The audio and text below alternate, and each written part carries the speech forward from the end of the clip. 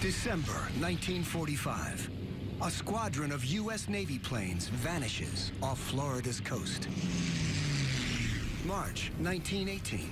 A huge U.S. Navy cargo ship en route to Baltimore is lost without a trace.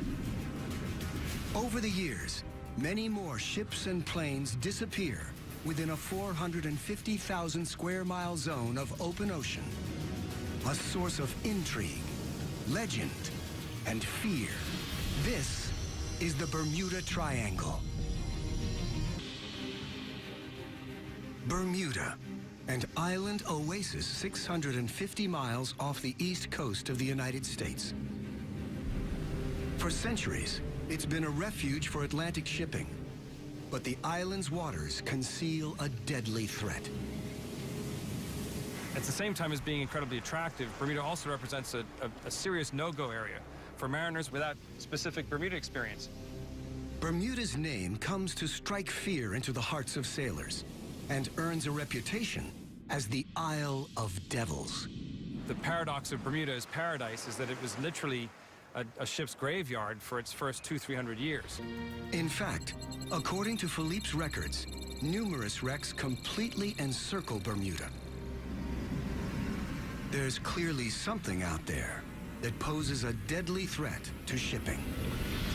Why are we finding the edge of an underwater mountain just off the coast of Bermuda? To find out, we need to see the bigger picture. The latest sonar data from all around Bermuda allow us to virtually drain this entire area. With the water gone, the tiny island appears to perch on a spectacular mountaintop, a seamount 2.5 miles high, all alone in the middle of the Atlantic Ocean. So how did it get here?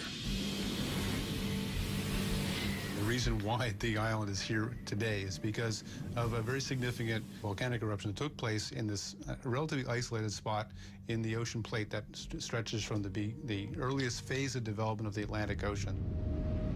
The volcano grew bigger and bigger over millions of years until it finally towered above the ocean's surface. It erupted and completed a huge volcanic island that would have stuck up 3,000 or 4,000 feet above current sea level now. After the volcano became extinct 30 million years ago, wind and rain eroded the mountain down to a flat plateau. Then, as sea levels rose after the Ice Age, Bermuda was left as a small island on top of the seamount. Today, reefs have built up on the slopes of this ancient volcano and now surround most of Bermuda. Bermuda's reefs are our natural barrier for protecting us from the fury of the ocean, but it's also been the sad fate for many mariners. These reefs are potentially deadly to shipping, but it's what is living on the reef that poses an even more treacherous threat. Locally, they're known as boilers or breakers. Breakers are formed by a type of rocky algae and the shells of millions of tiny mollusks. Together, they create an incredibly hard limestone structure, which can grow up to 35 feet from the seabed, with the tops sometimes breaking the surface at low tide. The breakers themselves are actually materially harder than the surrounding reef, which is why they've survived and which is why the processes that created them have continued to persist. And so any ship encountering one of these things, wooden, metal, or otherwise, would be in for a very serious impact.